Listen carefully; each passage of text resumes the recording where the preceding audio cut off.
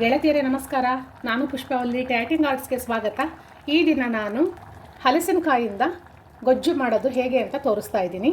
ಹಲಸಿನಕಾಯನ್ನು ಈ ಥರ ಚಿಕ್ಕದಾಗಿರೋದು ತೊಗೊಂಡು ಇದನ್ನು ನೀಟಾಗಿ ಚೆನ್ನಾಗಿ ಉಜ್ಜಿ ತೊಳ್ಕೊಬೇಕು. ಇದನ್ನು ಈಳಿಗೆ ಮಣೆ ಅಥವಾ ಚಾಕುವಿಂದ ಕಟ್ ಮಾಡ್ಕೋಬೇಕು. ಮೊದಲು ನಾವು ಯಾವುದ್ರಲ್ಲಿ ಕಟ್ ಮಾಡ್ತೀವೋ ಅದಕ್ಕೆ ಒಂದು ಸ್ವಲ್ಪ ಧಾರಾಳವಾಗಿ ಎಣ್ಣೆ ಹಚ್ಕೊಂಡು ಕಟ್ ಮಾಡ್ಕೋಬೇಕು. ಇದರಲ್ಲಿ ಅಂಟು ಬರುತ್ತೆ. ಹಲಸಿನಕಾಯನ್ನು ಈ ಥರ ಅರ್ಧಕ್ಕೆ ಕಟ್ ಮಾಡ್ಕೋಬೇಕು. ಚಾಕುಗೆ ನಾವು ಎಣ್ಣೆ ಹಚ್ಕೋಬೇಕು. ಎರಡು ಕಡೆನೂ ನೀಟಾಗಿ ಎಣ್ಣೆ ಹಚ್ಕೋಬೇಕು. ಈ ಥರ ಸ್ಲೈಸ್ಗಳಾಗಿ ಕಟ್ ಮಾಡ್ಕೋಬೇಕು. ಹಲಸಿನಕಾಯನ್ನು ಈ ಥರ ಸ್ಲೈಸ್ ಮಾಡ್ಕೊಂಡಾಗ ಕಟ್ ಮಾಡೋದಕ್ಕೆ ಈಸಿ ಆಗುತ್ತೆ. ಇದು ಮಧ್ಯಭಾಗದಲ್ಲಿ ದಿಂಡಿರುತ್ತೆ. ಈ ದಿಂಡನ್ನು ಅಷ್ಟೇ ಕಟ್ ಮಾಡಿ ತೆಗಿಬೇಕು. ಹಾಗೆ ಸುತ್ತ ಸಿಪ್ಪೆ ಇರುತ್ತಲ್ವ, ಇದನ್ನು ಕಟ್ ಮಾಡಿ ತೆಗಿಬೇಕು. ಇವಾಗ ಈ ಥರ ನಾವು ಸಿಪ್ಪೆ ತೆಗೆದಿರೋ ಹಲಸಿನಕಾಯನ್ನು ಸಣ್ಣ ಸಣ್ಣ ಪೀಸ್ಗಳಾಗಿ ಕಟ್ ಮಾಡ್ಕೋಬೇಕು. ಹಾಗೆ ಇದ್ರ ಬೀಜ ಬಂದಿದೆ, ಇದರಲ್ಲಿ ಬೀಜದ ಮೇಲಿರೋ ಸಿಪ್ಪೆನೂ ತೆಗೆದು ಬೀಜ ಮಾತ್ರ ಹಾಕ್ಕೋಬೇಕು, ಸಿಪ್ಪೆ ತೆಗೆದು ಬಿಡಬೇಕು. ಹಲಸಿನಕಾಯನ್ನು ಈ ರೀತಿ ಸಣ್ಣ ಸಣ್ಣ ಹೋಳುಗಳಾಗಿ ಮಾಡಿ ಅರಿಶಿದ ನೀರಲ್ಲೇ ನೆನೆಸ್ಕೋಬೇಕು. ಹಾಗೆ ಚಾಕುನೂ ಅಷ್ಟೇ ತುಂಬ ಸುಲಭವಾಗಿ ನಾವು ಕ್ಲೀನ್ ಮಾಡ್ಬೋದು. ಇದಕ್ಕೊಂದು ಸ್ವಲ್ಪ ಎಣ್ಣೆ ಹಚ್ಬಿಟ್ಟು ಇದನ್ನು ಸ್ಟವ್ ಹಚ್ಚಿ ಒಂದು ಸ್ವಲ್ಪ ಶಾಖ ಕೊಟ್ಟರೆ ಎಲ್ಲ ಒಂದು ಸ್ವಲ್ಪ ಮೆತ್ತಗಾಗುತ್ತೆ. ಆವಾಗ ಹಳೆ ಬಟ್ಟೆ ಎಲ್ಲ ಒಂದು ವೇಸ್ಟ್ ಪೇಪರ್ ತೊಗೊಂಡು ಕ್ಲೀನಾಗಿ ಒರೆಸ್ಬಿಟ್ರೆ ಹೋಗ್ಬಿಡುತ್ತೆ. ಹಲಸಿನಕಾಯಿ ಹೆಚ್ಚಿರೋದು 300 ಗ್ರಾಮ್ ಇದೆ.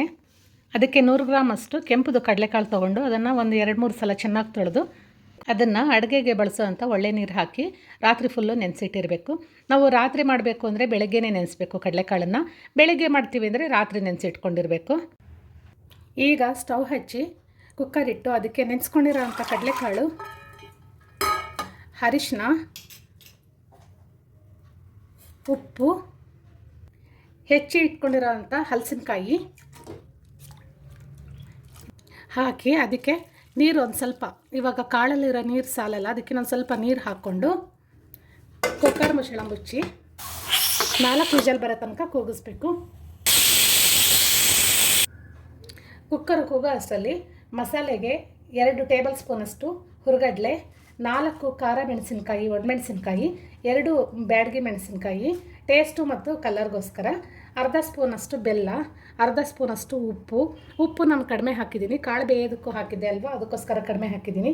1/4 ಇಂಚಷ್ಟು ಶುಂಠಿ, 4 ಎಸಳು ಬೆಳ್ಳುಳ್ಳಿ, ಅರ್ಧ ಸ್ಪೂನಷ್ಟು ಧನಿಯಾ, 8 ಕಾಳುಮೆಣಸು, 1/4 ಸ್ಪೂನಷ್ಟು ಜೀರಿಗೆ, ಒಂದು ಮೀಡಿಯಮ್ ಸೈಜ್ದು ಈರುಳ್ಳಿ ಕಟ್ ಮಾಡಿ ಇಟ್ಕೊಂಡಿದ್ದೀನಿ, ಒಂದು 5 ಟೇಬಲ್ ಸ್ಪೂನಷ್ಟು ತೆಂಗಿನಕಾಯಿ ತುರಿದು ಇಟ್ಕೊಂಡಿದ್ದೀನಿ.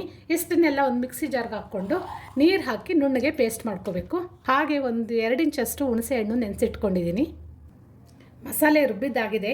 ಈಗ ಇದನ್ನು ಕಾಳು ಮತ್ತು ಹಲಸಿನಕಾಯಿ ಬೇಯಿಸ್ಕೊಂಡಿರೋದಕ್ಕೆ ಹಾಕಿ ಇದಕ್ಕೆ ಚೆನ್ನಾಗಿ ಮಿಕ್ಸ್ ಮಾಡಿ, ಹಾಗೆ ಮಿಕ್ಸಿ ಜಾರ್ಗೆ ಸ್ವಲ್ಪ ನೀರು ಹಾಕ್ಕೊಂಡು ಅದನ್ನು ಇದಕ್ಕೆ ಸೇರಿಸ್ಕೊಂಡು ಚೆನ್ನಾಗಿ ಮಿಕ್ಸ್ ಮಾಡಿ ಮೀಡಿಯಮ್ ಫ್ಲೇಮಲ್ಲಿ ಇದನ್ನು ಕುದಿಸ್ಬೇಕು.